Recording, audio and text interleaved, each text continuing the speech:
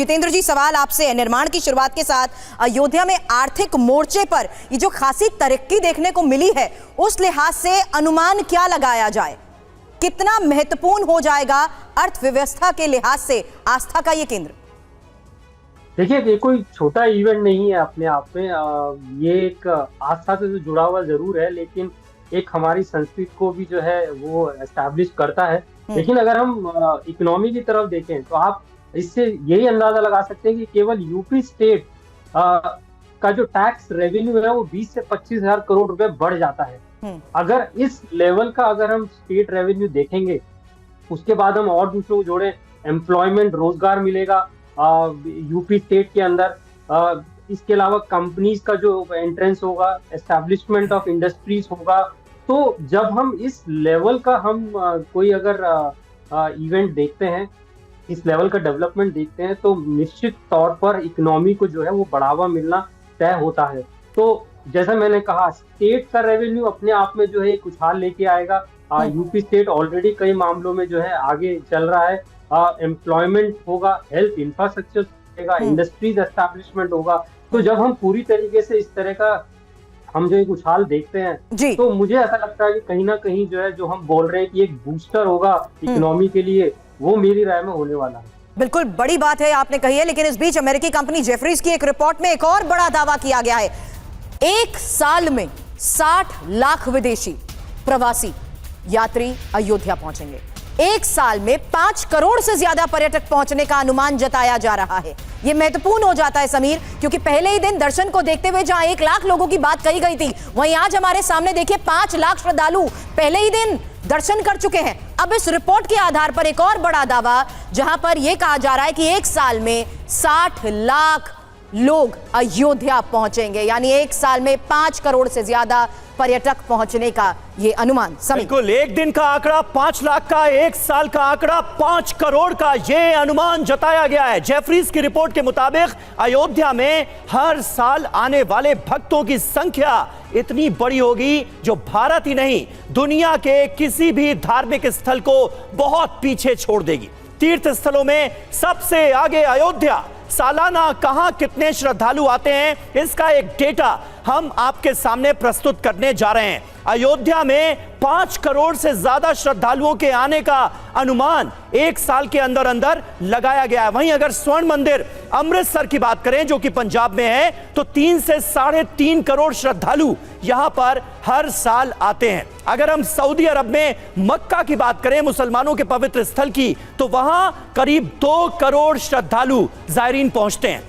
हालांकि तिरुपति मंदिर आंध्र प्रदेश में जो है, वहां पर भी 2.5 से 3 करोड़ श्रद्धालु दर्शन के लिए पहुंचते हैं। वहीं अयोध्या, जिसकी आज हम चर्चा कर रहे हैं, जहां 5 करोड़ से ज्यादा पहुंचने का अनुमान है। इसके साथ ही वेटिकन सिटी का भी जिक्र करना बहुत जरूरी है समीर, क्योंकि वेटिकन सिटी में करीब 90 लाख श्रद्धालु दर्शन करते हैं। और इसमें जरूरी बात यह है कि हर साल आने वाले 5 करोड़ से ज्यादा यात्री अर्थव्यवस्था में कम से कम 1000 करोड़ का योगदान दे सकते हैं। यह अनुमान बहुत महत्वपूर्ण हो जाता है। बिल्कुल सही बात है। रामनगरी अयोध्या सारे रिकॉर्ड किस तरह से आने वाले वक्त में तोड़ने जा रही है, इसकी एक झलक इस आंकड़े से हमें मिलती है। जिज्ञासु जी हमारे साथ मौजूद हैं आरजेडी से।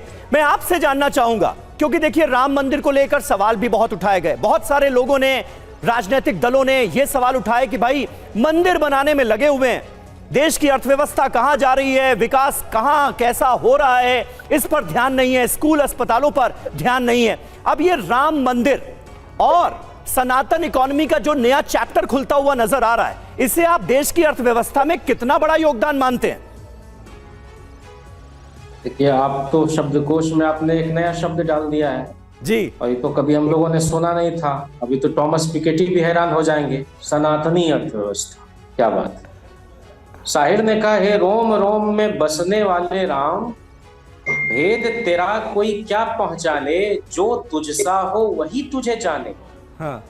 तो ये तो समझने की बात है कि इस देश की ग्रामीण अर्थव्यवस्था आज भी कृषि और पशुपालन पर बहुत हद तक निर्भर करती है। और जिस देश में मिथकीय चरित्रों में भी कृष्ण बलराम हल चलाते हो, कृष्ण गाय चढ़ाते हो, और जितने आपके धर्म प्रवर्तक हुए, सब किसी न किसी इस तरह के श्रम से जुड़े हुए लोग थे। कोई भेड़ चढ़ा रहा, कोई बकरी चढ़ा रहा, कोई गाय चढ़ा रहा। लेकिन आज देश के सामने क्या संकट है, हम अर्थव्यवस्था को कैसे पटरी पर लाएं। और इसलिए आप जानते हैं कि हम स्टेट को कभी भी रिलीजन के साथ घालमेल करने के पैरोकार नहीं। सर, लेकिन आप उस हकीकत को और कैसे नकार हम सकते लोगों हैं की जिसमें हम अयोध्या के विकास और अयोध्या के लोगों को मिल रहे लाभ की भी तो बात कर रहे हैं। पर्यटन हो या जिस लिहाज से कनेक्टिविटी के जरिए आज अयोध्या देश के साथ जुड़ा है, जाहिर सी बात है टूरिस्ट डेस्टिनेशन कहें या अर्थव्यवस्था के लिहाज से मिल रहे रोजगार की बात करें, फायदा तो अयोध्या वासियों को हो रहा है। मैं वही तो कह रहा हूं कि ये जो घोषणा पत्र है ना, उसको कोई वचन पत्र कहता, कोई संकल्प पत्र कहता। हम लोगों ने उसको प्रतिबद्धता पत्र कहा था 2020 के चुनाव में। और प्राण प्रतिष्ठा हो रही है, बड़ी अच्छी बात, लेकिन सुप्रीम कोर्ट के फैसले क्या थे उस पर भी एक रोशनी डाल लें तो ज्यादा बेहतर होगा इस मुल्क के लिए। हम लोगों के नेता तेजस्वी जी ने घोषणा पत्र को कोई निर्जीव दस्तावेज मात्र नहीं छोड़ा, बल्कि उसमें प्राण फूंकने का काम किया और उसकी कोई प्रतिष्ठा को पुनर्बहाल किया। और आपको बहुत खुशी होगी कि बिहार में जो जाति आधारित गणना हुई उसके बाद जो आप मुद्दे से भटक रहे हैं जिज्ञासु जी, जो मुद्दा है उसी पर रहिए।